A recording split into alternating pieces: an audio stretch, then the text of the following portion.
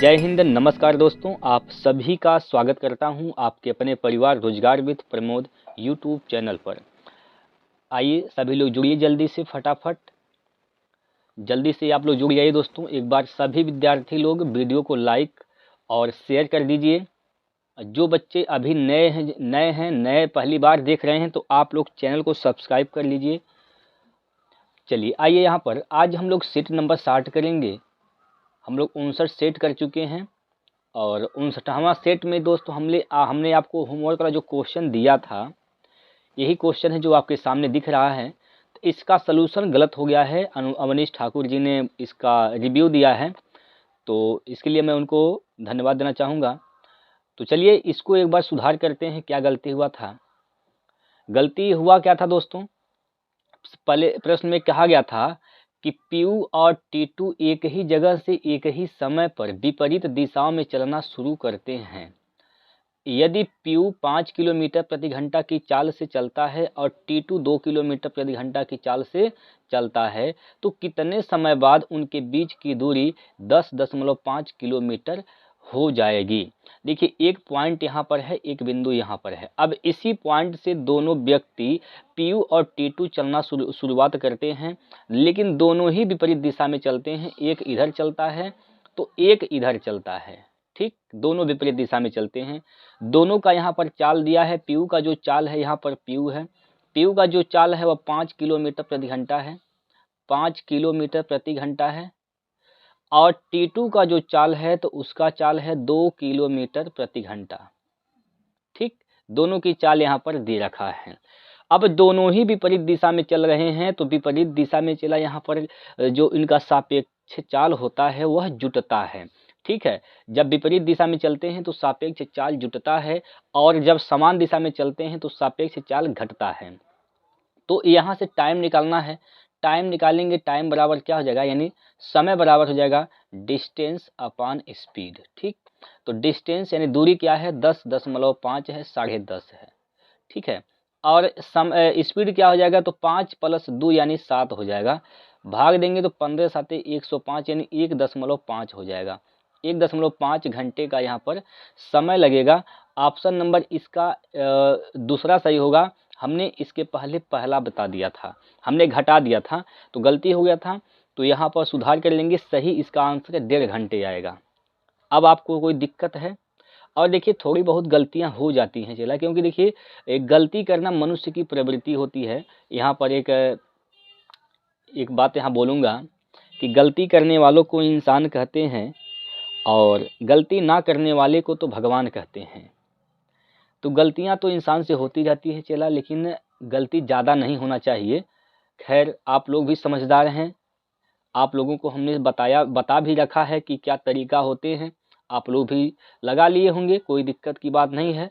फिलहाल इसका जो आंसर आएगा ऑप्शन नंबर 2 आएगा। ठीक, 1.5 घंटे का समय लगेगा। ठीक है भाई, तो ये था इसका सलूशन। अब तो आप लोग संतुष्ट हैं। चलिए, थोड़ी बहुत गलतियां हैं दोस्त, उसको सुधार कर लेंगे, आप लोग खुद कर सकते हैं। खैर, बताए हैं तो अच्छी बात है। इससे यह पता चलता है कि आप लोग अपनी तैयारी के प्रति जागरूक हैं, लगे हुए हैं।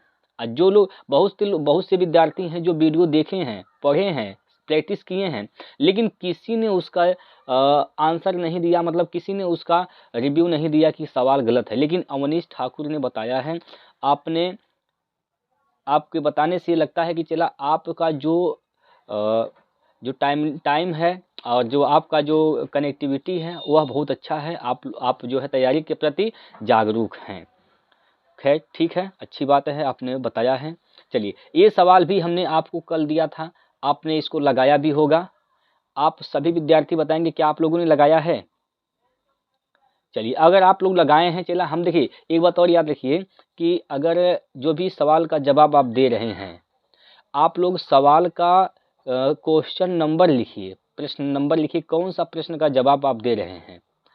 अब कहेंगे कि बी सही है, ए सही है, या फिर लिख देते हैं, इससे पता नहीं चल पाता है कि आप किस प्रश्न का जवाब दिए हैं। ठीक है, तो आप लोग क्वेश्चन नंबर लिख दीजिए कि ये फला क्वेश्चन का आंसर ये आएगा। ठीक है, ए है, बी है, जो भी रहे।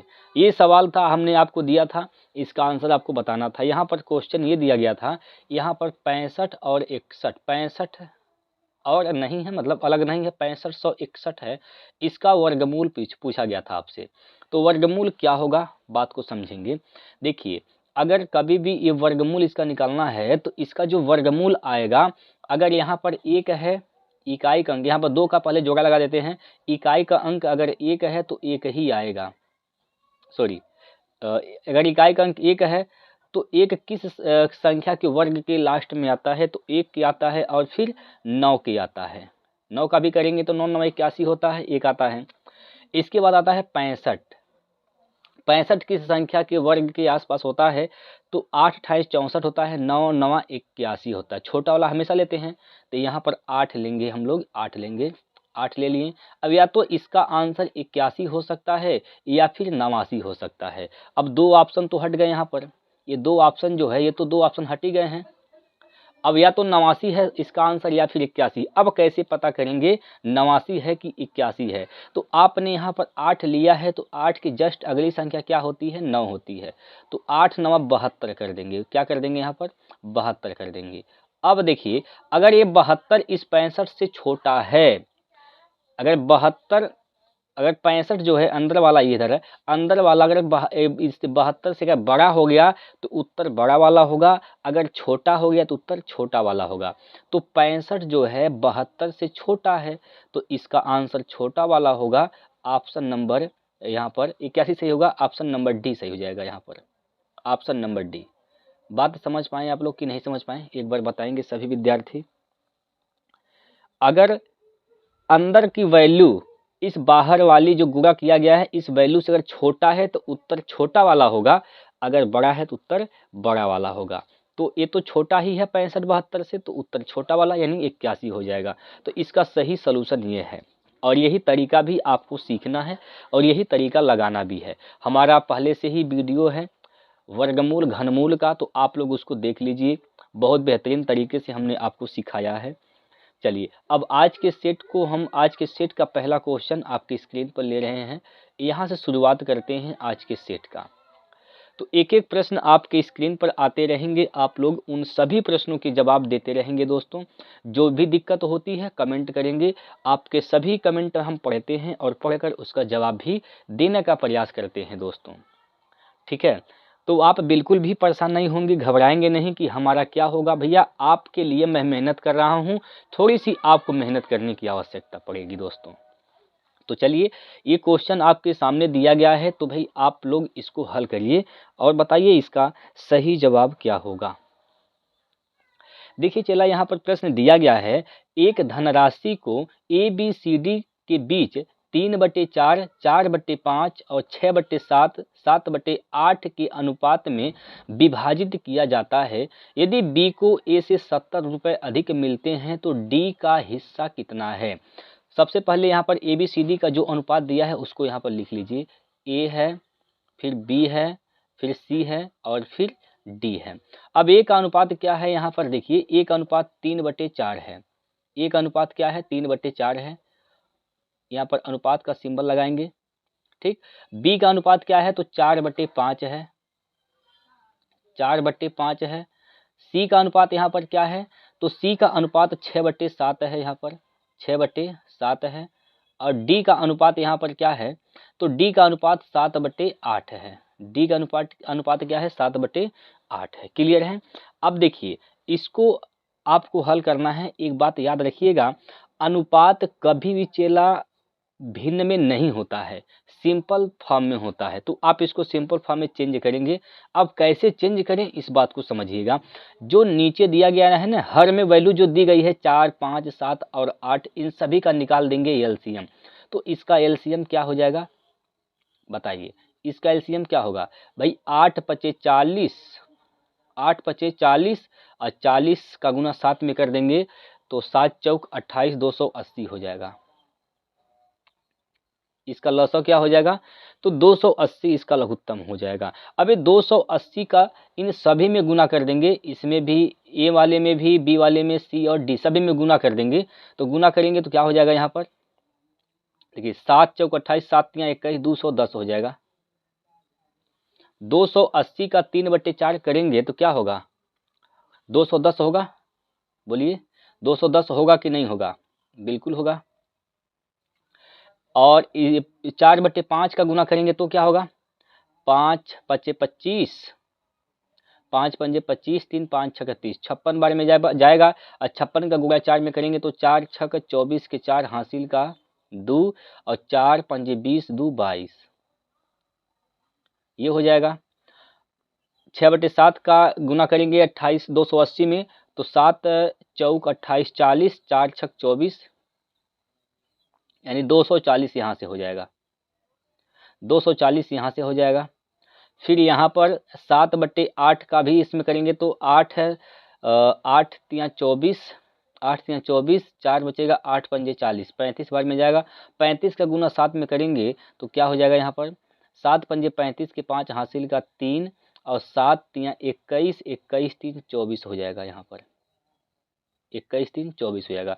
यहाँ पर एक लाइन यहाँ पर दिया गया है कि यदि बी को ए से 70 रुपये अधिक मिलते हैं। अब भैया यहाँ पर चेक कर लीजिए बी को कितना मिलता है।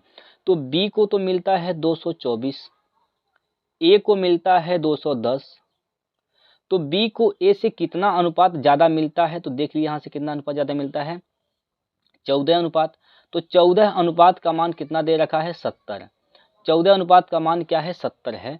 तो यहाँ से काटेंगे 14 कम 14, 14 पंजे 70, यानी 1 अनुपात का मान यहाँ पर 5 आ जाएगा।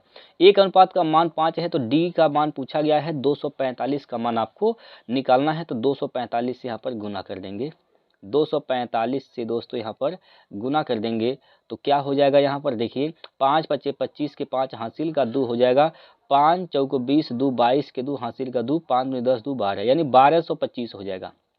1225 ऑप्शन जो है इसका चौथा सही हो जाएगा। 1225 रुपये। ठीक है, बोलिए कोई दिक्कत है? समझ में तो आया होगा आप लोगों को, मैं पूरा उम्मीद करता हूँ। चलिए अगला प्रश्न लेते हैं आपके सामने। इस प्रकार से इसको हल करके बताएंगे इसका आंसर क्या होगा।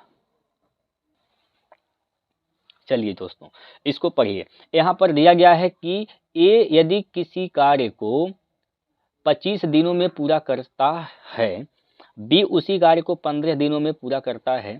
भाई दो बंदे हैं यहाँ पर, एक ए है और एक कौन है? तो एक बी है। ए जो है उस काम को 25 दिन में कर सकता है और बी उसी काम को 15 दिनों में कर सकता है। टोटल काम क्या हो जाएगा? दोनों का लघुत्तम। तो क्या होगा लघुत्तम?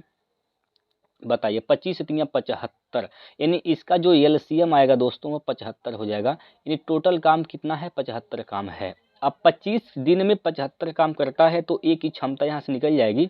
तो ए की क्षमता क्या हो जाएगी? 25 तिया 75 और बी की क्षमता 15 5 75 5 हो जाएगा। ठीक है, आगे कहा गया है इसमें बी ने 10 दिनों तक कार्य किया है। बी ने कितने दिनों तक कार्य किया है? तो 10 दिनों तक बी ने कार्य किया है और नौकरी छोड़ दी। ठीक है, ए अकेला शेष कार्य को कितने दिनों में पूरा कर सकता है? देखिए चला यहाँ पर बी 10 दिन तक कार्य किया है। भाई 5 की क्षमता से 10 दिन तक काम किया है तो ये 50 काम तो बी ने कर दिया। यहाँ पर 50 काम बी ने कर दिया, उसके बाद नौकरी को छोड़ दिया।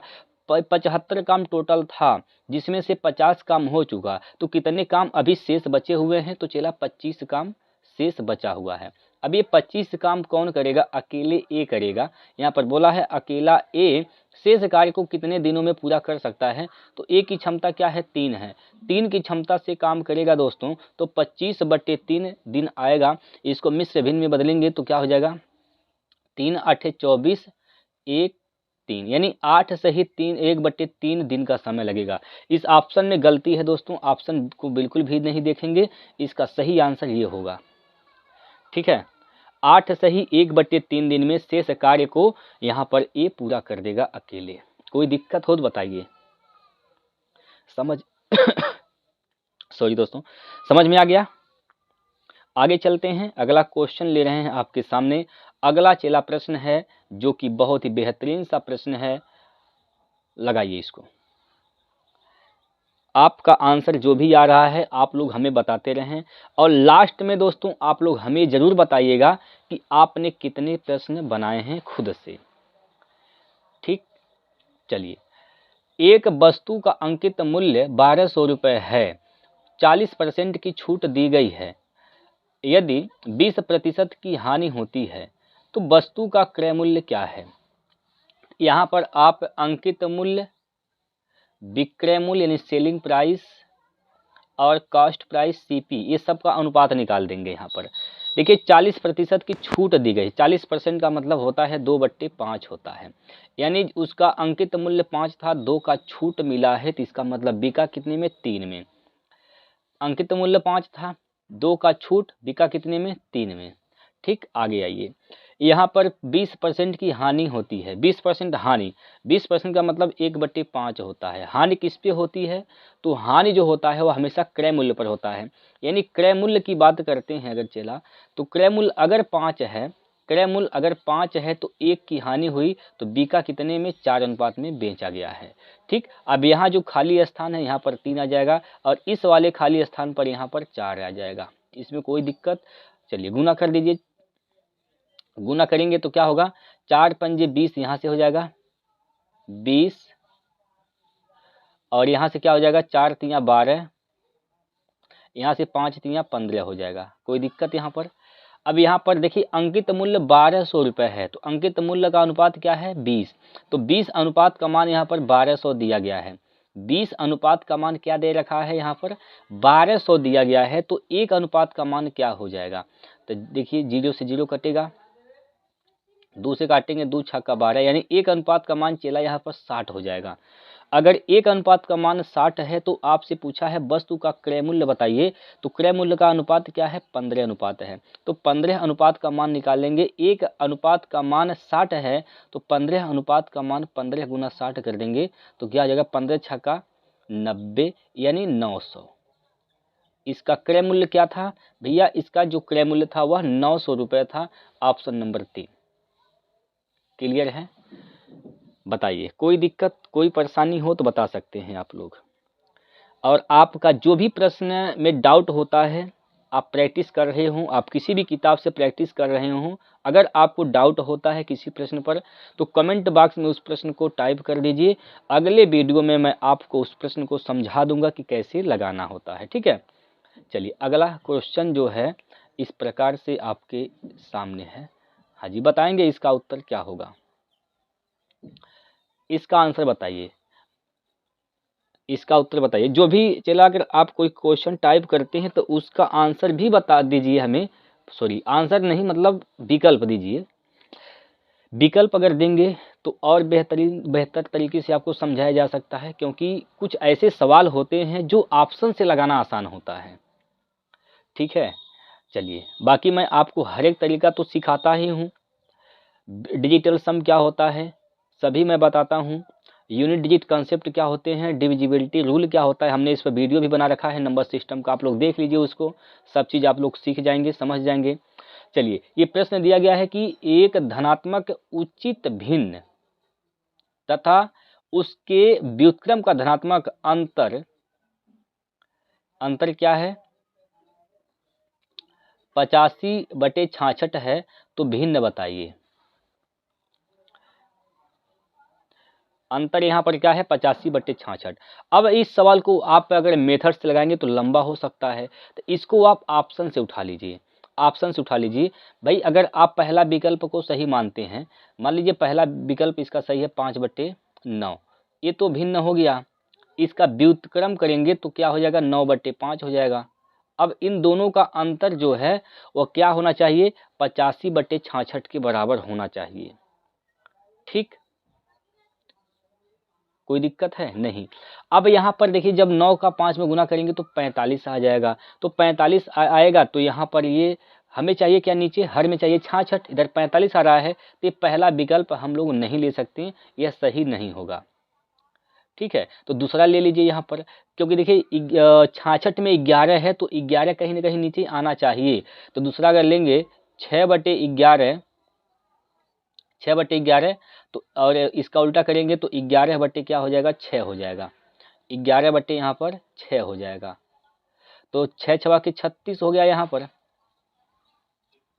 36 यहाँ पर हो गया, और 11 ग्रहिया में क्या हो जाएगा, तो 11 ग्रहिया में 121 हो जाएगा, 121। यहाँ पर अंतर नहीं लिखा जाएगा क्योंकि छोटा में हमेशा बड़ा में से छोटा घटाना होता है, डिफरेंट का साइन यहाँ पर लगाएंगे इस प्रकार से, ठीक है। तो यहाँ पर होगा क्या, आप क्या करिए, ज़्यादा में से कम वाला घटाएंगे तो 121 में से 36 घटाइए तो क्या बचेगा, यहाँ पर क्या बचेगा भाई, 85 बचेगा। 85 ऊपर हो गया, नीचे क्या हो जाएगा, 11 छक्का 66, यानी 85/66 ऑप्शन नंबर 2 से मिल रहा है, तो यही इसका सही आंसर होगा, ठीक है। तो इस प्रकार से देखिए ऑप्शन से लगाना आसान है ऐसे सवाल, आप समझ पा रहे हैं। चलिए बहुत बेहतरीन सा प्रश्न है। ऐसे प्रश्न बनते हैं तो बच्चे क्या करते हैं, मेथड लगाना शुरू कर देते हैं। अब भैया जब तक आप मेथड लगाओगे ना तब तक आपके बगल वाला क्वेश्चन लगा के आगे बढ़ जाएगा, तो इसलिए आप सही अप्रोच सीखिए, जो सही तरीका होता है उसको सीखिए। समय लगेगा चेला सीखने में, कोई दिक्कत नहीं है, लेकिन समय एक बार लगेगा सीखने में। जब आप प्रैक्टिस करेंगे तो सीखना नहीं रहेगा, आप बस प्रैक्टिस करिए, फास्ट कैलकुलेशन करते रहिए, लगाते रहिए, ठीक। आइए इस सवाल को लेते हैं। अगला जो प्रश्न है 5 नंबर क्वेश्चन आपके सामने है, बनाइए इसको। एक टंकी छेद को 8 घंटे में खाली कर देता है। यदि एक नल जो टंकी में पानी भरता है खुला हो तो छेद टंकी को 12 घंटे में खाली करता है। टंकी को भरने में नल के द्वारा लिया गया समय ज्ञात करें यदि छेद बंद हो तब, ठीक है। अब देखिए एक यहाँ पर छेद है जो ए है, ये छेद है तो इसके लिए माइनस कर देते हैं, खाली करने वाला है। यह 8 घंटे में टंकी को खाली कर देता है, लेकिन एक नल है, नल भी है जो टंकी को भरता है।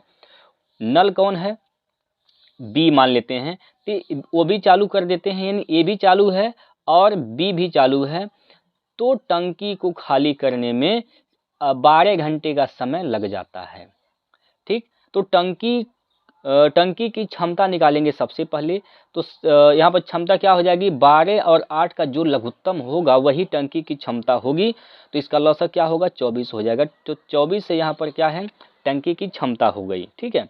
अब यहाँ से 8 3 24, यानी ए का जो क्षमता है 3 है, और 12 दूनी 24, बी यहाँ पर ए और बी की क्षमता क्या आ जाएगी, आ गई, दोनों को मिलाकर 2 आ गई। अब ए क्या है, ये 3 की क्षमता से खाली कर रहा है, अब यहाँ 2 की क्षमता से खाली हो रही है, कब, जब बी भी इसमें शामिल हुआ है तब। बी क्या है, भरने वाला है। अब यहाँ से गौर से समझिएगा, इसकी तो क्षमता, ए की क्षमता क्या है, 3 है, ए की क्षमता क्या है, 3 है, अब ये माइनस का 3 है, तो बताइए ये दोनों का मिलाकर क्या क्षमता इसका आ रहा है, दोनों का मिलाकर तो माइनस का 2 आ रहा है, तो बी कितना रहा होगा भाई, बी कितना रहेगा, बी भरने वाला है तो बी की क्षमता रही होगी 1 प्लस का 1, तभी ना इसको घटाएंगे तो माइनस का 2 बचेगा, यानी बी की जो क्षमता है चेला यहाँ पर 1 है। अब बी 1 की क्षमता से ए यहाँ पर 24 लीटर की टंकी को जब अकेले भरेगा तो कितना घंटा का समय लग जाएगा, 24 घंटे का। बोलिए कोई दिक्कत है इसमें, एक बार बताइए समझ में आया कि नहीं आया, समझ में आया कि नहीं आया, आप लोग हमें बताएंगे एक बार। चलिए बहुत ही बेहतरीन क्वेश्चन है दोस्तों, बहुत बेहतरीन प्रश्न है। चलिए इसको बनाइए, इस सवाल को बनाइए।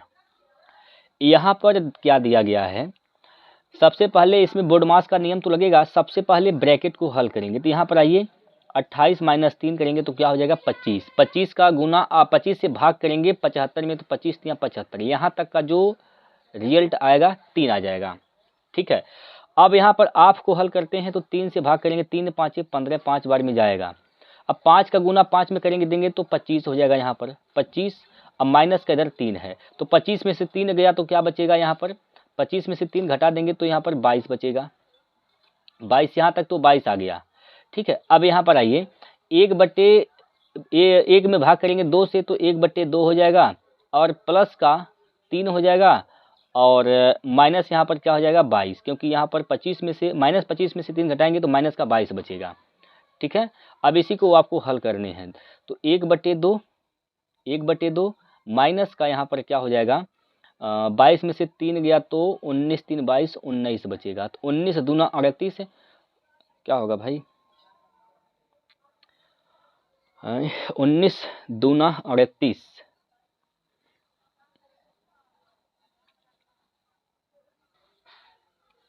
तो यहाँ पर 19 दूना 38, 38 में से 1 गया तो क्या बचेगा यहाँ पर 37, माइनस का 37/2 होगा दोस्तों, माइनस का 37/2 इसका आंसर आएगा। अब यहाँ पर ऑप्शन में तो नहीं मिल रहा है तो एक बार देख लेंगे यही सही होगा, या फिर हो सकता है इसमें कोई माइनस प्लस का यहाँ पर चिन्ह का जो है हो सकता है मिस्टेक हो गया होगा टाइपिंग के द्वारा। ठीक है, तो यहाँ पर दोस्तों बहुत बड़ी इशू नहीं है, आप लोग भी चेक कर लीजिए कि आपका यही आंसर आ रहा है या फिर इस ऑप्शन से कोई मिल रहा है, तो आप लोग देख सकते हैं, कोई बहुत बड़ी इशू नहीं है। ठीक है, परेशान नहीं होना है चला, आपको तरीका पता होना चाहिए। आपके पेपर में अगर गलत नंबर आते हैं, सॉरी गलत क्वेश्चन आते हैं तो आपको 1 नंबर मिलेगा। ठीक, बाकी देखिए टाइपिंग के दौरान हो सकता है गलतियां हो सकती हैं, प्लस माइनस में कोई अंक ही में, तो इस बात को लेकर बहुत बड़ा इशू नहीं करना है। चलिए इसको बनाइए, इसको बनाइए, चला इस सवाल को बनाइए। इसमें क्या कहा गया, तो इसमें बोला गया है आनंद और भरत की वार्षिक आय 3 संबंधी 5 है। एक आनंद है और एक कौन है, एक चला यहाँ पर भरत है। इनकी जो वार्षिक आय है, ये इनकम की बात किया जाएगा। इनकम क्या है, तो इनकम ये 3 संबंधी 5 के अनुपात में इनका इनकम है, 3 संबंधी 5 के अनुपात में। ठीक है, और उनके वार्षिक व्यय 1 संबंधी 3 के अनुपात में है। जो एक्सपेंडिचर है यानी व्यय जो है, व्यय की बात किया जाएगा अगर चला एक्सपेंडिचर, तो 1 संबंधी 3 के अनुपात में है, 1 संबंधी 3 के अनुपात में है। कोई दिक्कत है तो बताइए, यहाँ तक समझने में कोई दिक्कत है तो आप बता सकते हैं, पूछ सकते हैं। ठीक, लेकिन यहाँ पर एक बात और बोला गया है, यदि उनमें से प्रत्येक वर्ष के अंत में 10,000 रुपये बचाता है तो भरत की वार्षिक आय बताइए। हर एक व्यक्ति, भरत और आनंद दोनों लोग, हर एक व्यक्ति हर महीने हर वर्ष 10,000 रुपये बचा लेते हैं। तो यहाँ पर आप लिखेंगे 10,000, यहाँ पर 10,000 जैसे मैं बता रहा हूँ चला, बस वैसे ही आपको प्रैक्टिस करना है, सिंपल रहेगा। बाकी अब जो भी तरीका लगाते हैं हो सकता है कठिन हो जाए, लेकिन ये तरीका जो मैं बता रहा हूँ ये बेहद आसान और सिंपल है। यह आयु संबंधित प्रश्न में भी यहाँ पर काम आता है। ठीक, तो एक ही मेथड से यहाँ पर भी हर जगह काम आ जाएगा। करना क्या है, इस तिर्यक गुना करना, 3 का 3 में 3 3 9 हो जाएगा, 1 का 5 में करेंगे तो 5 1 5, इसका इधर करेंगे तो 9 में से 5 गया तो बचेगा 4। अभी यहाँ भी 10,000 है, यहाँ भी 10,000, अगर दोनों सेम हैं तो आपको कुछ नहीं करना है, नीचे वाले का अंतर ले लेना है। 3 और 2, 1 का अंतर 2 आएगा, 2 का गुना आप कर देंगे कहाँ पर 10,000 में, तो क्या हो जाएगा यहाँ पर 20,000, 20,000। अब 1 अनुपात का मान निकालेंगे तो 4 1 4 और 4 पंजे 20, यहाँ पर 5,000 हो जाएगा। 1 अनुपात का मान 5,000 है, तो भरत की वार्षिक आय पूछा है यानी 5 अनुपात का मान पूछा गया है, तो 5 से यहाँ पर गुना कर देंगे। ठीक, 5 से गुना कर देंगे दोनों तरफ, तो ये 5 अनुपात का मान पता चलेगा 25,000। 25,000 ऑप्शन नंबर 1 इसका सही आंसर हो जाएगा। क्लियर है, ये तरीका है दोस्तों, बहुत सिंपल सा तरीका है, बस आपको सीखने की ज़रूरत है। हमने इसके पहले भी इस तरीके पर डिस्कस किया है, आपको सवाल बताया है, समझाया है, समझ में आ गया होगा आप लोगों को। चलिए इसको बनाइए,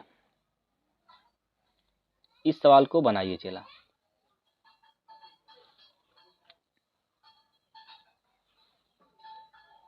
देखिए यहाँ पर क्या दिया है, यदि a + b + c = 0 है तो a³ + b³ + c³ - 3abc का मान क्या है। गौर से समझेंगे, यहाँ पर इसका मान पूछा गया है, यानी a³ + b³ + c³ - 3abc का फार्मूला होता है यहाँ पर चला a + b + c, a + b + c, एक कोष्ठक में होता है a का स्क्वायर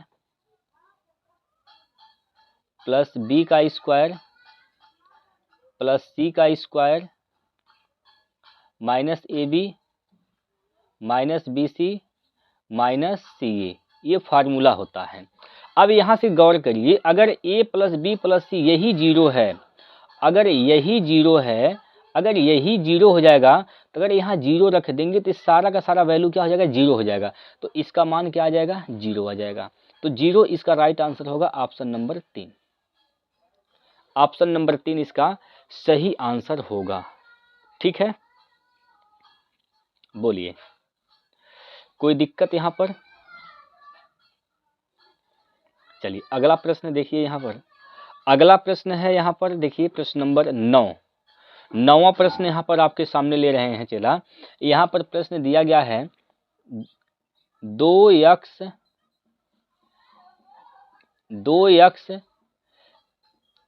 6 4, फिर यहाँ पर दिया गया है y। यहाँ पर बोला गया है कि यह 88 से पूर्णतः विभाज्य है। 88 से, अगर 88 से विभाज्य है तो 88 का मतलब क्या होता है? 11 8 88, यानी यह 11 से भी कटना चाहिए और 8 से भी कटना चाहिए। तो आपसे इसका मान पूछा गया है, तो पहले x y का मान निकाला जाएगा। 11 से कोई भी संख्या कब कटती है? सबसे पहले कोई भी संख्या 8 से कब कटती है? तो 8 से कटने के लिए जो लास्ट के 3 अंक होते हैं वह 8 से कटने चाहिए। तो यहाँ पर 64y है, अगर 8 से भाग करते हैं तो ये तो 8 से कट ही जाएगा। तो यहाँ भी अगर 8 रहेगा तो ये भी कट जाएगा, तो y की जगह 8 लिख दिया जाएगा। यहाँ पर y की जगह क्या हो जाएगा? 8। y की जगह 8 हो गया। अब 11 से विभाज्यता का नियम क्या कहता है? अल्टरनेट संख्याओं का योग का अंतर 0 हो या फिर 11 हो। हमने नंबर सिस्टम जो पढ़ाया है तो उसमें विभाज्यता का नियम भी हमने आपको पढ़ाया है, तो आप लोग उसको देखिए। यहाँ पर देखिए 2 और 6 8 हो जाएगा, और 8 8 16 हो जाएगा। यहाँ से 16, यहाँ से 4 प्लस क्या होगा? यहाँ पर 4 प्लस यक्स, तो यहाँ से 4 प्लस यक्स होगा, 4 प्लस का यक्स हो जाएगा, 4 प्लस यक्स। गौर से समझिए, अगर हमें 11 लाना है, क्या लाना है? 11 लाना है। तो अगर हम यहाँ पर 1 रख दें तो 4 प्लस 5 हो जाएगा, और 16 में से 5 गया तो क्या बचेगा? 11 बचेगा। इसका मतलब यहाँ से ये है कि यक्स का मान क्या हो जाएगा? यहाँ पर यक्स का मान 1 होगा। अगर यक्स का मान 1 है तो यहाँ मान निकाल दीजिए, 6 गुना यक्स का मान 1 है माइनस 5 गुना वाई का मान यहाँ पर 8 है, वाई का मान 8 हो जाएगा। बोलिए, 6 कम 6 माइनस 8 पंजे 40, 40 में से 6 गया तो क्या बचेगा? माइनस का 34 बचेगा, माइनस का यहाँ पर 34 बचेगा।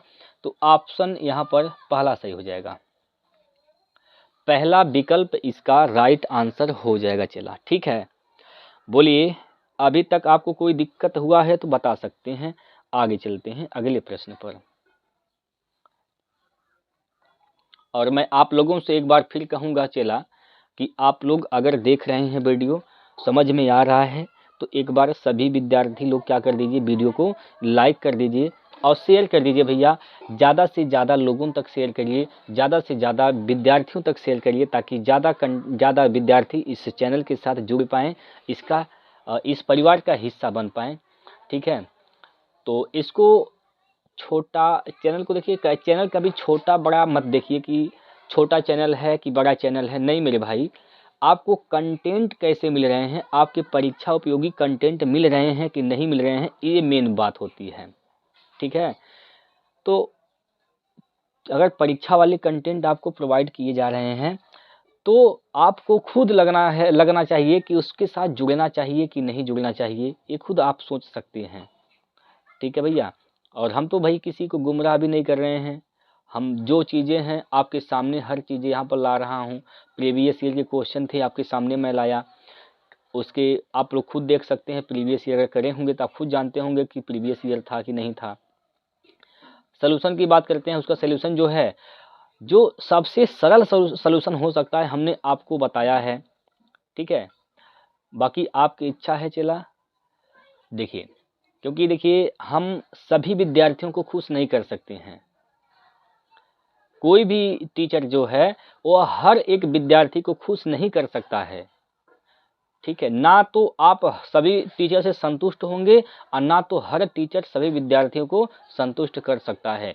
हाँ, वो बात की बात है, जिसको जो अच्छा लगता है वहाँ से अपना कंटेंट लेते हैं और शेयर करते रहते हैं।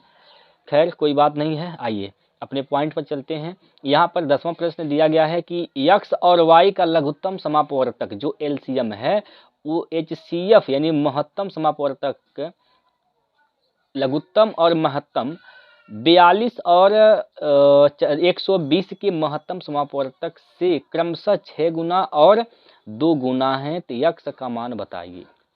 बात को समझिएगा।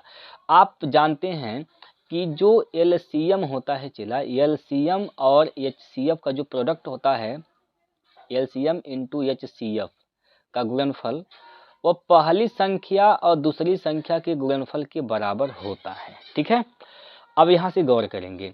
अब यहाँ से गौर ये करना है, यहाँ पर ये जो एलसीएम है, ये जो एलसीएम है 42 और 120 के महत्तम समापवर्तक से क्रम से 6 गुना और 2 गुना है।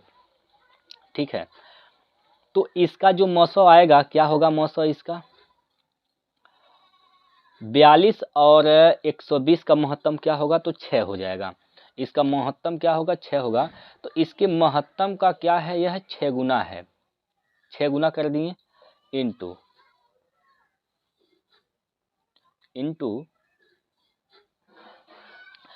और इसी के महत्तम यानी 6 गुना का ही ये एचसीएफ जो है 2 गुना है। अब दोनों संख्या क्या है? तो एक संख्या तो यक्स है, यहाँ पर लिख देते हैं, यहाँ पर यक्स और वाई है तो एक्स वाई ही लिख देते हैं। एक संख्या यक्स है और एक संख्या क्या है? तो एक संख्या वाई है। अब यक्स का मान तो दे रखा है इसने, यक्स का मान कितना दे रखा है? 36, तो यक्स की जगह 36 रख देंगे, इंटू वाई है, इंटू क्या हो जाएगा? वाई हो जाएगा। तो देखिए यहाँ पर क्या होगा, 6 छवा में 36, 36 से 36 कैंसिल, तो वाई का मान चेला हो जाएगा। यहाँ पर वाई का मान क्या हो जाएगा? 6 दूनी 12, वाई का मान क्या हो जाएगा? तो 12 हो जाएगा। वाई का मान क्या है? तो वाई का मान चला हो जाएगा 12। ऑप्शन नंबर 4 इसका सही आंसर है। एक बार फिर समझिए, यहाँ पर बोला गया है कि यक्स और वाई का जो लघुत्तम है, यानी यक्स और वाई का जो लघुत्तम है और महत्तम जो है वह 42 और 120 के 6 गुना और 2 गुना है। तो लघुत्तम 6 गुना है। 42 और 20 का 120 का लघुत्तम क्या होगा? 6 होगा। इसका 6 गुना क्या है? एक्स और वाई का लघुत्तम है, 6 गुना कर दिए, फिर गुणे, और इसी का एचसीएफ जो है उसका 2 गुना है। ठीक है, तो एचसीएफ का 6 गुना 2 कर दिए। अब पहली संख्या क्या है? तो यक्स, दूसरी संख्या यहाँ पर वाई है। यक्स का मान 36 दिया था, वाई का मान निकालना था, तो इसको जब हल करेंगे तो क्या हो जाएगा? 12 आ जाएगा। क्लियर है? चलिए अगला क्वेश्चन देखिए। अगला जो प्रश्न है आपके सामने इस प्रकार से दिया गया है, बनाइए।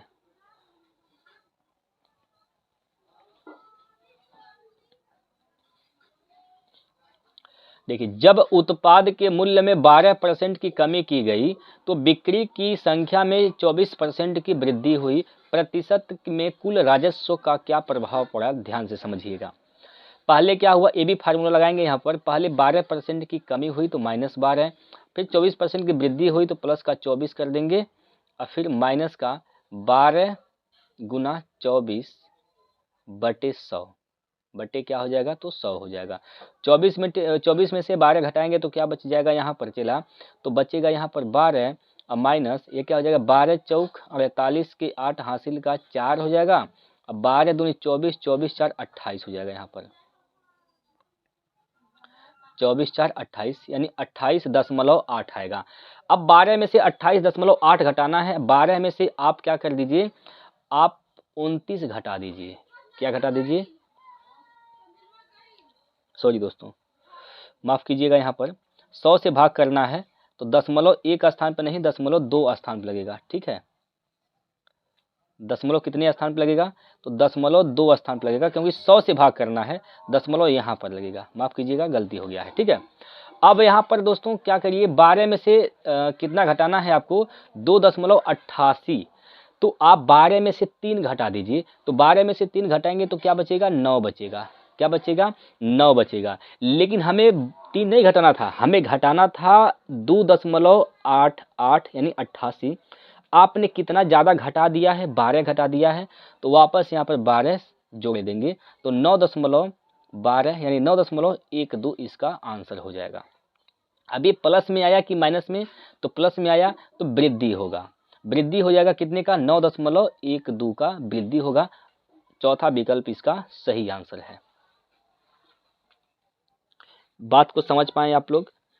क्या सलूशन, इस सलूशन में आपको कोई दिक्कत है समझने में तो बताइए।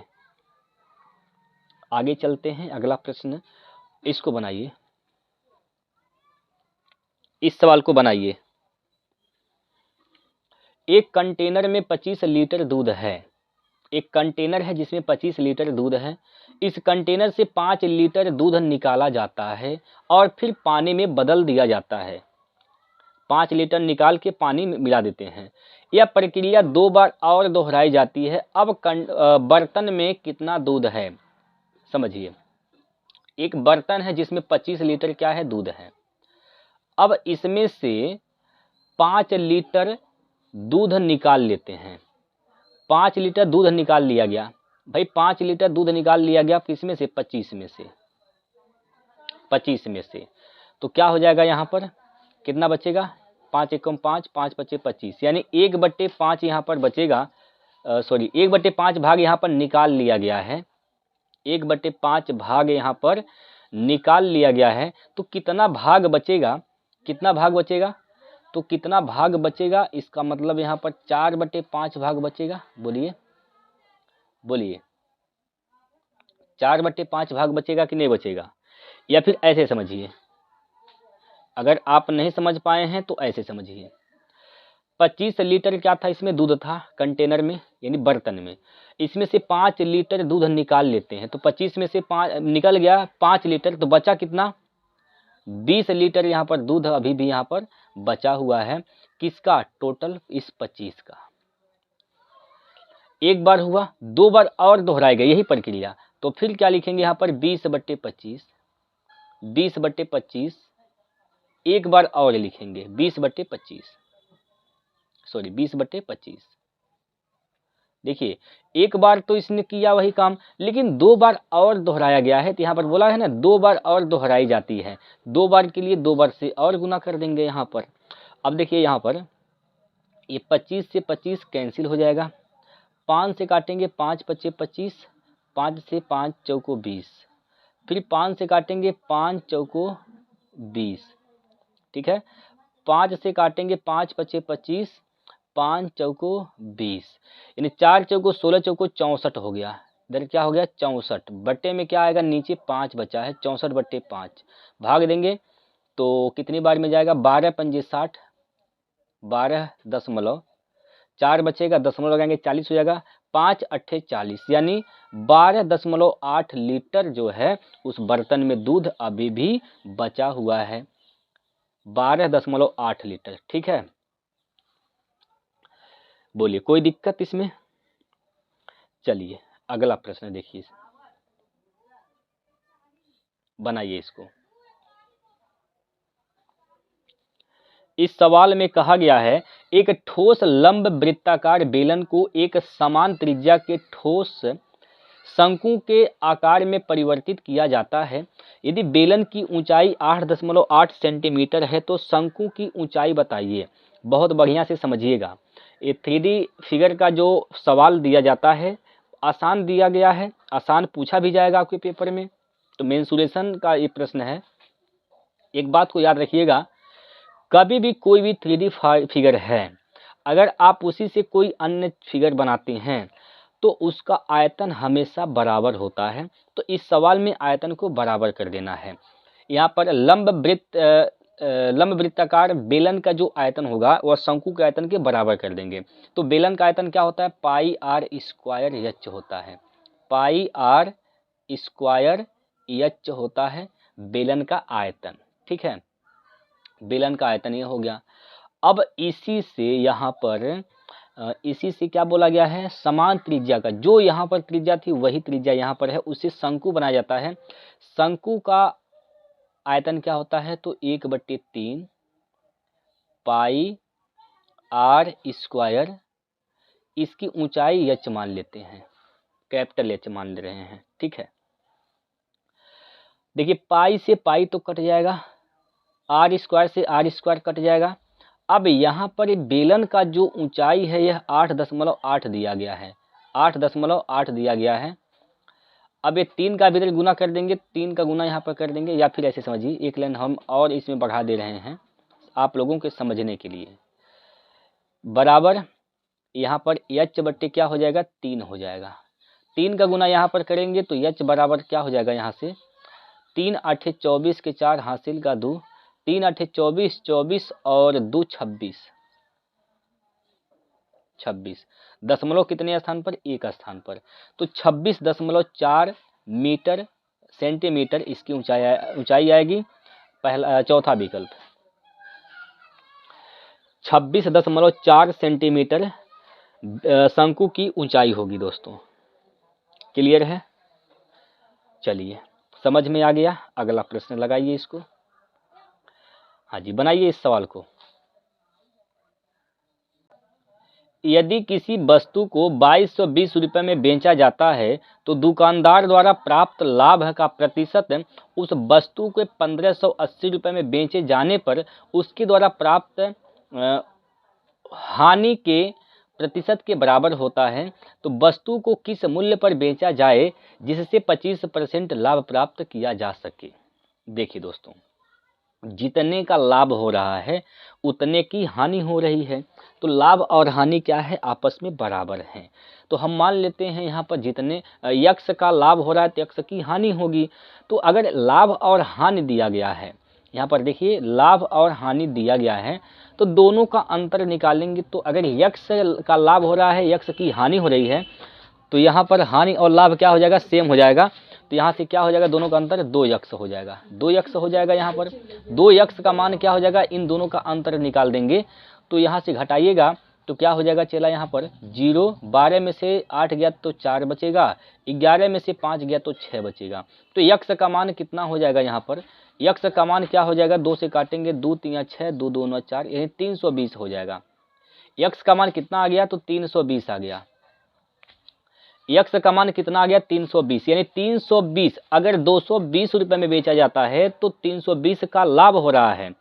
अगर 1580 में बेचा जा रहा है तो 320 का हानि हो रहा है। बात समझ पाए आप लोग? तो यहाँ से आप सीपी निकाल सकते हैं, क्रय मूल्य निकाल सकते हैं, चाहे आप 220 से निकालिए या फिर 1580 से निकालिए। अगर 220 से निकालते हैं, 220 में बेच रहे हैं तो 320 का लाभ हो रहा है, तो 320 घटा देंगे 220 में से, तो क्रय मूल्य निकल जाएगा। यहाँ से इसमें से 320 यहाँ पर घटा देंगे तो क्रय मूल्य निकल जाएगा।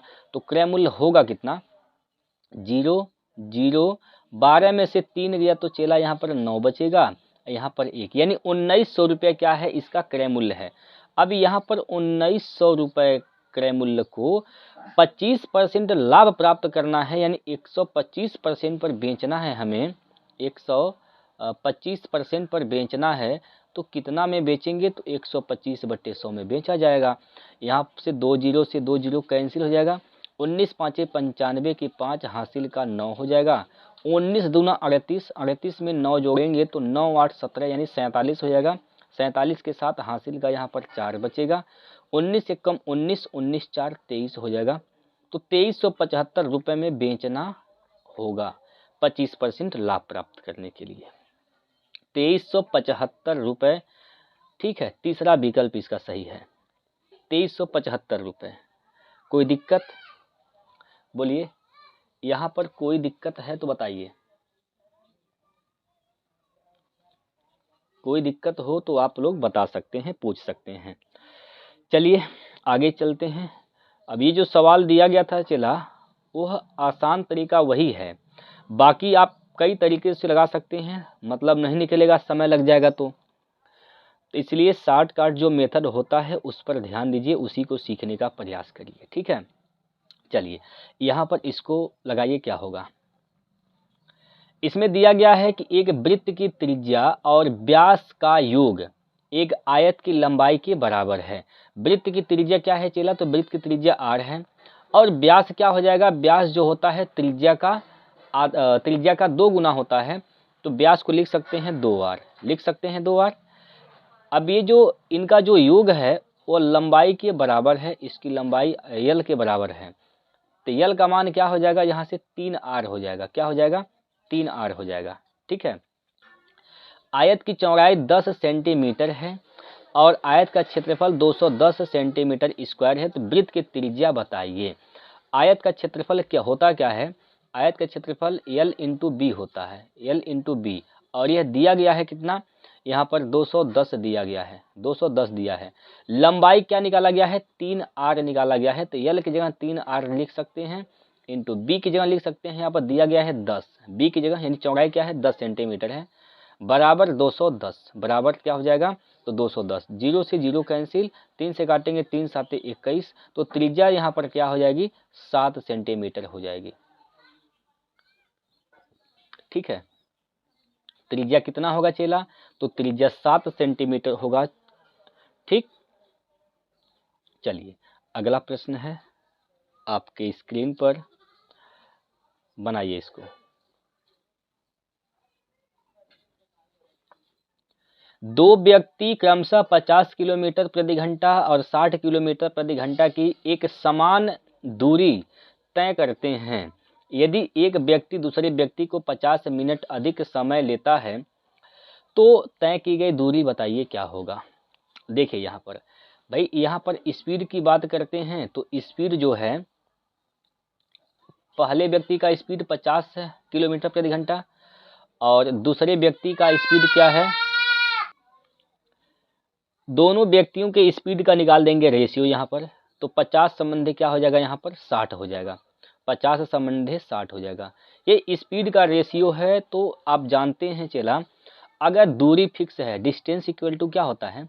डिस्टेंस इक्वल टू स्पीड गुना टाइम होता है। अगर ये दूरी कांस्टेंट है, फिक्स है, तो स्पीड का उल्टा टाइम होता है और टाइम का उल्टा स्पीड होता है। तो यहाँ से आप रेशियो निकाल देंगे, 0 से 0 कट जाएगा, तो 5 संबंधी 6 के अनुपात में क्या हो जाएगा? इनका स्पीड का रेशियो हो जाएगा। बात समझ पाए? तो टाइम का यहाँ पर रेशियो क्या हो जाएगा? समय का रेशियो हो जाएगा यहाँ पर 6 संबंधी 5। क्या हो जाएगा? 6 संबंधी 5 हो जाएगा। अब पहला व्यक्ति दूसरे व्यक्ति से कितना मिनट ज़्यादा ले रहा है? 50 मिनट। समय में कितना ज़्यादा ले रहा है यहाँ पर? एक का मान क्या है? 50 है। एक का मान क्या है? 50 है। दूरी पूछा गया है, तो आप दूरी जानते हैं क्या होता है? स्पीड गुना टाइम होता है। भाई यहाँ पर 1 अनुपात का मान अगर 50 है तो 6 अनुपात का मान क्या हो जाएगा? आप यहाँ से भी निकाल सकते हैं, यहाँ से भी निकाल सकते हैं, कहीं से निकाल सकते हैं। 6 अनुपात का मान निकाल देते हैं। तो 6 अनुपात का मान यहाँ से 6 गुना 50 कर देंगे। ये क्या हो गया? आपका समय हो गया। समय ये मिनट में है, घंटा में बदलेंगे, 60 से कर देंगे भाग। ये क्या है? ये टी का मान निकल गया, समय निकल गया। दूरी क्या होता है? स्पीड गुना टाइम। तो स्पीड क्या है यहाँ पर? 50। अगर आपने 6 को लिया है तो यहाँ पर स्पीड को 50 लेना पड़ेगा। तो 50 गुना कर देंगे यहाँ पर 6 गुना 50/60, 50/60 कर देंगे। तो यहाँ से 0 से 0 कट जाएगा, 6 से 6 कट जाएगा। तो 5 × 25 यानी 250 किलोमीटर की क्या है दोस्तों? दूरी है। 250 किलोमीटर की दूरी है, पहला विकल्प सही हो जाएगा। ठीक है, 250 किलोमीटर। बात समझ पाए आप लोग? बोलिए, आगे चला जाए। अगला प्रश्न ले रहे हैं, इसको बनाइए, करिए दोस्तों इसको। तो एक बार दोस्तों सभी लोग वीडियो को शेयर लाइक कर लीजिए भाई। सब लोग, जितने लोग अभी तक वीडियो देख रहे हैं, आप लोग वीडियो को लाइक नहीं करते हैं भैया, तो लाइक जरूर करिएगा। ठीक है, एक लाइक आपका एक लाइक हमारे लिए बहुत महत्वपूर्ण होता है चला, तो आप लोग लाइक जरूर करिए। आइए, यहाँ पर दिया गया है कि एक नाव द्वारा धारा के प्रतिकूल एक निश्चित दूरी तय करने में लिया गया समय धारा के अनुकूल समान दूरी का 3 गुना तय करने में लिया गया समय के बराबर है। धारा की गति 7.5 किलोमीटर प्रति घंटा है। नाव को धारा के प्रतिकूल 42 किलोमीटर और धारा के अनुकूल 54 किलोमीटर जाने में कितने घंटे लगेंगे? कुल कितना घंटा लगेगा यहाँ पर पूछा गया है। भैया हम दूरी यहाँ पर क्या बोला गया है? समान दूरी बोला गया है। दूरी अगर समान है तो देखिए, अगर धारा के प्रतिकूल चलते हैं, धारा के प्रतिकूल जब चलेंगे तो क्या होता है? सापेक्षिक चाल घटता है। ठीक, प्रतिकूल चलने पर। तो जो यहाँ से समय निकलेगा, डिस्टेंस अपॉन दूरी बटे चाल होगा। तो यहाँ से क्या हो जाएगा, b माइनस w होगा। ये बराबर किसके है, उसी दूरी का 3 गुना दूरी यानी 3d तय करने में किसके अनुकूल, यानी b प्लस डब्लू हो जाएगा, अनुकूल चलेंगे। इसका कितना समय लगता है, क्या बोला गया है यहाँ पर, यहाँ पर दोस्तों 4/7 है, यहाँ पर 4 समय के 4/7 के बराबर है, 4/7 के बराबर है। ठीक है, तो इसका 4/7 निकालना है, 4/7 कर देना है इसका। ठीक, अब यहाँ पर दोस्तों यहाँ से देखिए धारा की गति दिया है कितना, 7.5 किलोमीटर प्रति घंटा, यानी डब्लू का मान यहाँ पर 7.5 हो जाएगा। यहाँ से 7.5 रखेंगे। ठीक है, 7.5 हो जाएगा यहाँ पर, 7.5 7.5। तो करिए, यहाँ से डी से डी तो कट ही जाएगा। ठीक है, डी से डी तो कट जाएगा यहाँ पर, और इसको जब आप हल करिएगा इसको तो ये हो जाएगा 4 तिया 12 बटे में हो जाएगा यहाँ पर 7, यहाँ पर 7b और प्लस का 7 का गुना करेंगे तो क्या होगा, 7 पंजे 35 की 5 हासिल का 3 होगा, और 7 7 49 से 50 2 52, यानी 52.5 आएगा। ठीक है, 52.5। अब इसका तिर्यक गुना करेंगे, इसका इधर करेंगे, इसका इधर करेंगे, तो यहाँ से हो जाएगा यहाँ पर, यहाँ तो 1 बचा है 7b और प्लस का 52.5 बराबर 12 का गुना इसमें करेंगे तो 12b माइनस 12 पंजे 60, 12 7 84 और 84 6 90 हो जाएगा, यहाँ पर 90 हो जाएगा। घटाइए भाई, यहाँ पर 12 इधर लेकर आएंगे तो माइनस का 12 हो जाएगा, 7 में से 12 गया तो माइनस का 5b बचेगा, बराबर।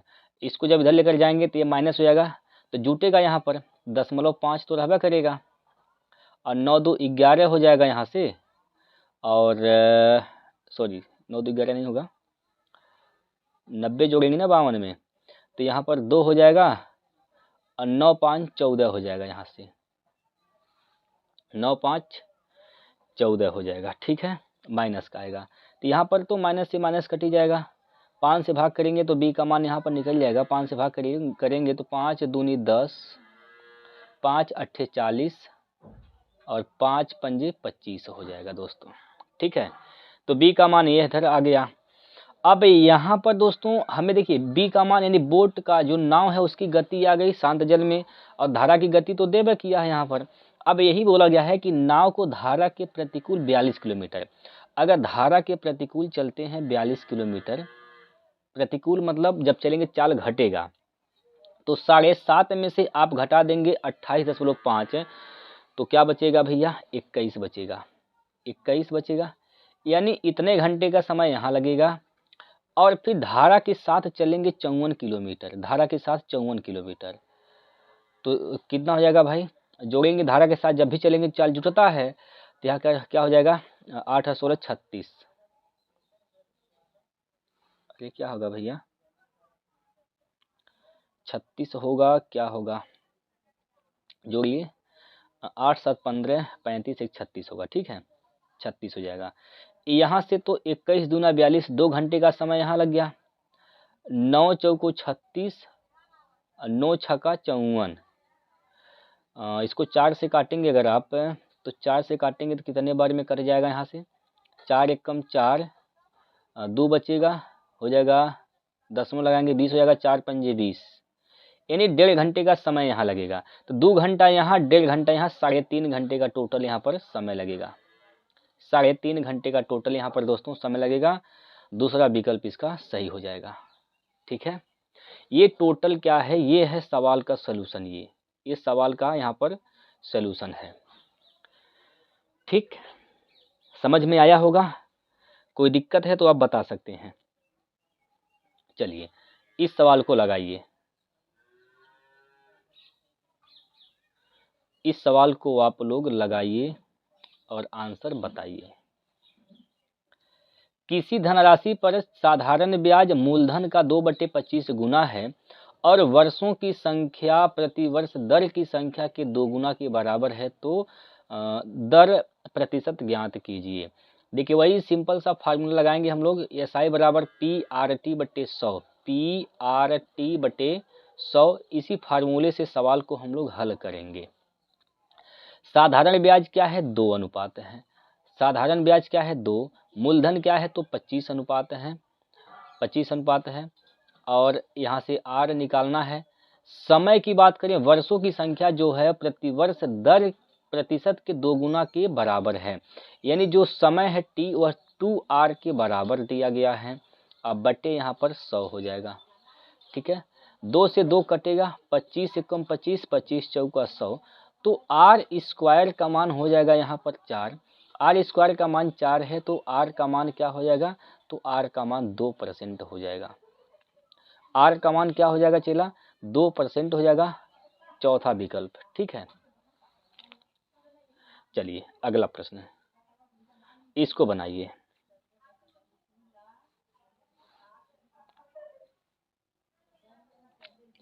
इस सवाल को बनाइए। इसमें कहा गया है कि एक निश्चित राशि पर 2 वर्ष तथा 3 वर्ष के पश्चात चक्रवृद्धि ब्याज जो कि वार्षिक संयोजन पर है, पर प्राप्त किया गया मिश्रधन क्रमशः इतना इतना दिया गया है, तो वह राशि बताइए क्या है। मान लीजिए चला वह राशि P है, मूलधन क्या है, P है। अब इस पे 2 वर्षों में, कितने वर्षों में, तो 2 वर्षों में यह कितना हो जाती है, यह 11,520 रुपये हो जाती है, 11,520 रुपये हो जाती है। और 3 वर्षों में कितना हो जाती है, तो अगले 1 वर्ष में कितना होगा, अगले 1 वर्ष में यह 13,824 रुपये हो जाएगा, ठीक है। अब यहाँ से आप 1 साल का निकाल देंगे। यहाँ पर क्या इसका 1 साल का मिश्रण, देखिए ये जो 11,520 है अगले साल के लिए मूलधन का काम करेगा, तो यहाँ पर आप 1 साल का मल्टीप्लाइंग फैक्टर निकालेंगे। अब आप कहेंगे सर मल्टीप्लाइंग फैक्टर क्या होता है, तो हमने पहले ही क्लास हमने लिया है यहाँ पर चक्रवृद्धि ब्याज। चक्रवृद्धि ब्याज हमने बहुत बढ़िया से आपको समझा रखा है, आप लोग उसको देख लीजिए, ठीक। तो यहाँ पर मल्टीप्लाइंग फैक्टर निकालेंगे 1 साल का। 1 साल का मल्टीप्लाइंग फैक्टर क्या हो जाएगा, मिश्रधन बटे मूलधन, यानी यहाँ से 13,824 बटे कर देंगे यहाँ पर दोस्तों 11,520, 11,520। आप इसको काटिएगा अगर, तो यह कितनी बार में कटेगा, यहाँ पर पहले 4 से ही काट लेते हैं। 4 दूनी 8 हो जाएगा, 3 बचेगा, 4 7 28, 4 8 32, 3 बचेगा, 4 8 32, 0। 4 से काटेंगे इसको तो 4 3 12, 1 बचेगा, 4 चौको 16, 2 बचेगा, 4 5 20, 2 बचेगा, 4 6 24। वापस से 4 से ही काटेंगे, 4 से काटेंगे तो ये कितनी बार में कटेगा, 4 7 4 8 32, 2 बचेगा, 4 6 24, 1 बचेगा, 4 चौको 16, 4 7 28, 4 दूनी 8। अभी आप इसको काट दीजिए, 8 से काट दीजिए, तो 8 9 72, 9 बार में कटेगा। और 8 से काटेंगे तो 8 1 कम 8 और 8 8 64 हो जाएगा। 9 से काटेंगे दोस्तों, या फिर 9 से काटिए तो 9, या तो 18 से काटिए, 18 पंजे 90 हो जाएगा, 18 छक्का 108 हो जाएगा। यानी 1 साल का जो मल्टीप्लाइंग फैक्टर आएगा वह 6 बट्टे क्या हो जाएगा, 6/5 आएगा। 1 साल का मल्टीप्लाइंग फैक्टर, यानी इसमें 11,500 में जब 6/5 से गुना किया गया होगा तब वह 13,824 आया है 1 साल में। तो यहाँ पर 2 वर्ष में तो ये मूलधन 2 वर्षों में 11,520 रुपये हो जाता है, तो इसका 2 साल का मल्टीप्लाइंग फैक्टर निकाल देंगे तो 6/5 का स्क्वायर कर देंगे। चला यहाँ पर जब मूलधन में 6/5 स्क्वायर का गुना किया गया होगा तब वह 11,520 रुपया आया होगा। तो यहाँ से देखिए, यहाँ पर देखिए गौर से, मूलधन का 6 का स्क्वायर 36 हो जाएगा, 5 का स्क्वायर 25 हो जाएगा, तब ये किसके बराबर हो जाएगा यहाँ पर 11,520 के बराबर, 11,520 के बराबर होगा। काटेंगे इसको, अगर आप 9 से काटिए, 9 चौको 36 हो जाएगा, 9 से काटेंगे 9 एकम 9, 2 बचेगा यहाँ पर, 9 2 11, 2 बचेगा, 9 दूनी 18, 9 दूनी 18, 7 बचेगा, 9 8 72, ये होगा। 4 से काटेंगे अगर आप तो 4 3 12, 4 दूनी 8, 32 बार में कटेगा, 1 0 तो रहबा करेगा। अब यहाँ पर पी का मान निकालना है, 25 का गुना कर देंगे, यानी 32 का गुना 320 का गुना आप 25 में करिएगा तो क्या होगा 0, और 25 दूना 50 के 0 हासिल का 5, 25 3 75, 75 5 80 हो जाएगा। यानी मूलधन कितना है चला, तो मूलधन यहाँ से 8000 है, मूलधन क्या है 8000 है, दूसरा विकल्प इसका सही हो जाएगा 8000 रुपये। ठीक है, कोई दिक्कत हो तो बताइए। चलिए अगला प्रश्न और लास्ट प्रश्न होगा यहाँ पर। चलिए चला इसको बनाइए। पी क्यू और आर के पास 4 संबंधी 1 संबंधी 2 के अनुपात में धन है। पी अपनी धनराशि का 1/4 क्यू को देता है। पी अगर 1/4 देखिए, पी के पास कितना पैसा है 4 अनुपात, तो 4 अनुपात का मान 4 अनुपात का 1/4 भाग अगर वह क्यू को देता है तो कितना दे देता है 1 भाग क्यू को दे देता है, 1 भाग क्यू को देता है। तो क्यू के पास कितना पैसा हो गया यहाँ पर, पहले नंबर पी के पास कितना बचा भाई, 4 में से 1 भाग दे दिया तो पी के पास कितना बचता है, पी के पास यहाँ पर 3 अनुपात पैसा बचा है। और क्यू के पास कितना हो गया, तो यहाँ पर क्यू के पास 1 था, अब 2 अनुपात हो गया क्यू के पास। ठीक है, अब आइए यहाँ पर पी अपनी हो गया यहाँ पर, और अपनी प्रारंभिक धनराशि का 1/6 भाग आर को देता है। प्रारंभिक राशि क्या था उसका पी का, तो पी का 4, तो 4 का 1/6 भाग वह आर को देता है, 2 एकम 2 दूनी 4, 2 3 6 हो जाएगा। यानी 3/2 भाग वह आर को देता है, सॉरी 2/3 भाग वह आर को देता है। आर के पास क्या था, तो आर के पास तो यहाँ पर 2 अनुपात पैसा था, तो 2 और 2/3 कितना हो जाएगा यहाँ से, 2 3 6 2 8, तो यहाँ से आर के पास कितना पैसा हो जाएगा 8/3 अनुपात, आर के पास यहाँ पर 8/3 अनुपात यहाँ पर पैसा हो जाएगा। क्लियर है, यहाँ तक कोई दिक्कत बोलिए। यहाँ पर अगर कोई दिक्कत है तो आप बता सकते हैं। तो आर के पास तो 8/3 भाग हो गया पैसा, लेकिन अब पी के पास क्या बचा है, तो पी के पास यहाँ पर क्या बचा है, यहाँ पर देख लीजिए भाई, इसके पहले 3 अनुपात पैसा था पी के पास, 2/3 भाग दे दिया है, तो 2 में से आपने 3 में से यहाँ पर 2/3 भाग घटा देंगे, 3 में से 2/3 भाग घटाइएगा तो क्या बचेगा, 3 3 9 में से 2 गया तो 7, 7/3 भाग अब पी के पास पैसा बचा है इस समय। ठीक है, इस समय 3/7 भाग पी के पास पैसा बचा है। आगे यहाँ पर कहा गया है कि आर अपनी नई धनराशि का 1/2 भाग क्यू को देता है। अब देखिए आर की बात किया गया है, आर जो है नई राशि का, नई राशि क्या है इसका 8/3 भाग, अब इसका 1/2 भाग वह क्यू को देता है, 2 चौको 8 यानी 4/3 भाग क्यू को देता है।